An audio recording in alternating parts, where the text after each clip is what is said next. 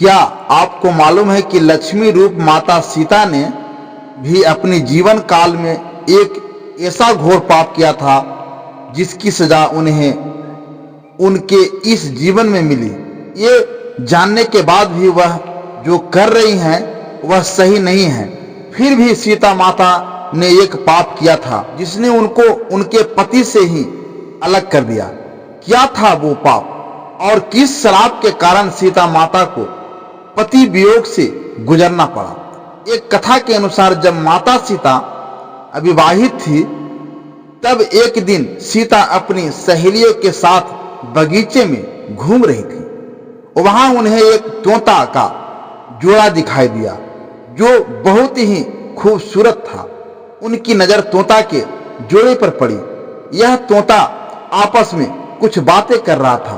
तोता के जोड़े को आपस में बातें करते देखकर माता सीता के अंदर जिज्ञासा उत्पन्न हुई कि यह दोनों क्या बातें कर रहे होंगे। जिसके बाद माता सीता तोता की उस जोड़े के पास गई और उन्होंने सुना कि यह जोड़ा सीता माता और उनके पति यानी भगवान राम के बारे में बात कर रहा है। पृथ्वी पर श्री राम नाम से विख्यात एक बड़े सुंदर राजा होंगे जिनकी महारानी का नाम सीता होगा। श्री राम सीता के साथ कई वर्षों तक राज करेगी। धन्य है वे जानकी देवी और धन्य है वे श्री राम। तोता की ऐसी बातें सुनकर सीता ने सोचा कि ये दोनों तो मेरे ही बारे में बातें कर रहे हैं। इन्हें पकड़कर मैं इसे अपनी जीवन से जुड़ी सारी बातें पूछ सकती हूँ। इसलिए उन्होंने अपनी सहेलियों से उन दोनों पंछियों को पकड़कर लाने को कहा। उनकी सहेलियों गई और दोनों पंछियों को पकड़कर ले आई। माता सीता उन पंछियों से कहती है, तुम दोनों बहुत सुंदर हो, देखो डरो नहीं, मैं तुम्हें कोई नुकसान नहीं पहुंचाऊंगी। तुम बस मुझे यह बताओ कि तुम कौन हो और कहां से आए हो। राम कौन है और सीता कौन है, तुम्हें उनके बारे में कैसे पता है? माता सीता के पूछने पर दोनों पंछी बताते हैं कि एक बहुत विख्यात महर्षि वाल्मीकि हैं। हम दोनों उन्हीं के आश्रम में रहते हैं। महर्षि ने रामायण नाम का एक ग्रंथ लिखा है जिसका पाठ उन्होंने अपने शिष्यों को भी कराया है। उन पंछियों ने सीता को यह भी बताया कि इस ग्रंथ में महर्षि वाल्मीकि ने बताया है कि महर्षि ऋषि श्रृंग के द्वारा किए गए पुत्र सृष्टि जग से प्रसन्न होकर भगवान विष्णु राम लक्ष्मण भरत और शत्रुघ्न के 4 मानव शरीर धारण कर पृथ्वी पर जन्म लेंगे।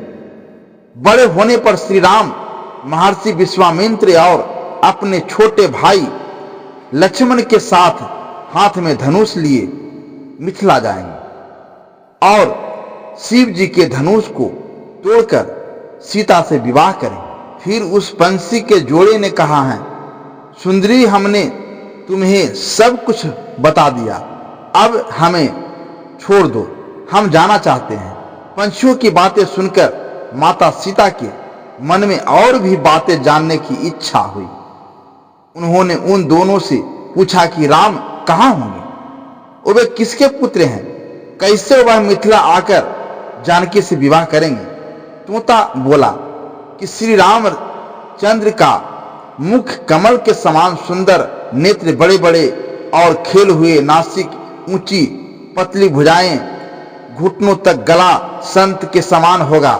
मैं उनका क्या वर्णन करूं, जिनके गुणों का बखान 100 मुख वाला भी नहीं कर सकता है। दोनों पंछी कहते हैं कि जानकी देवी धन्य हैं जो जल्द ही रघुनाथ जी की पत्नी बनकर उनके साथ कई वर्ष तक राज करेगी। लेकिन तुम कौन हो देवी? पंछियों की बातें सुनकर सीता ने कहा कि जिसे तुम लोग जानकी कह रहे हो वो मैं ही हूं।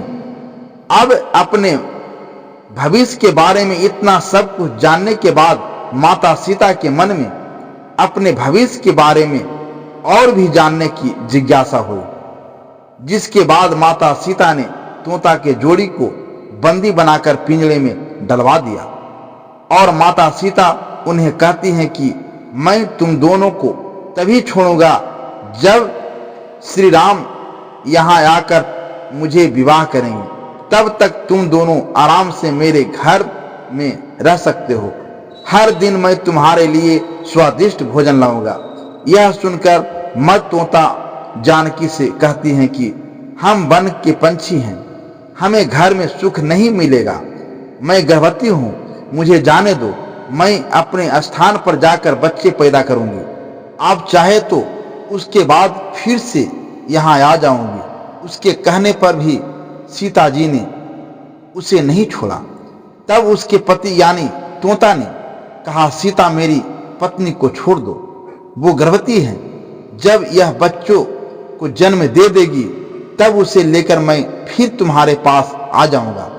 तब माता सीता ने कहा, तुम आराम से जा सकते हो, लेकिन यह मुझे बहुत पसंद है, तुम घबराओ नहीं, मैं इसकी अच्छे से देखभाल करूंगी। जब सीता ने उसे मद तोता को छोड़ने से मना कर दिया तब वह पंछी दुखी हो गया। पंछी दोबारा सीता जी से निवेदन करता है कि मैं अपनी पत्नी के बिना जिंदा नहीं रह सकता हूं, इसलिए इसे छोड़ दो। माता सीता, तुम बहुत अच्छी हो, मेरी प्रार्थना मान लो। इस तरह उसने बहुत समझाया, लेकिन सीता ने उसकी पत्नी को नहीं छोड़ा।